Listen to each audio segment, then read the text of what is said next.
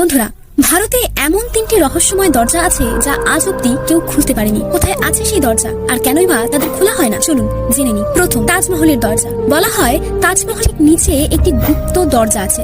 সেখান থেকে শাহজাহান তার কেল্লা থেকে সোজা তাজমহলে পৌঁছাতে পারতেন। শুধু তাই নয়, সেখানে প্রায় 1000-এরও বেশি ঘর ছিল আর সেখান থেকে বেরোনোর একটি রাস্তাও ছিল, যেটা পরবর্তীতে বন্ধ করে দেওয়া হয়। কিন্তু তা কেন বন্ধ করা হয় তা কেউ জানে না। শোনা যায় ওই দরজার পিছনে এমন অনেক খাজানা ও ঐতিহাসিক নথিপত্র রাখা আছে যা ভারতের ইতিহাসকে বদলে দিতে পারে। দ্বিতীয়, পদ্মনাভ স্বামী মন্দির।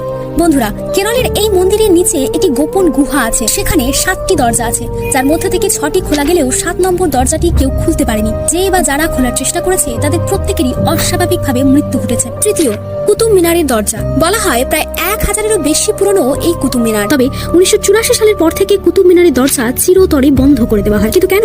সোশ্যাল মিডিয়া থেকে জানা যায় 4 ডিসেম্বর 1984 সালে প্রায় 400 লোক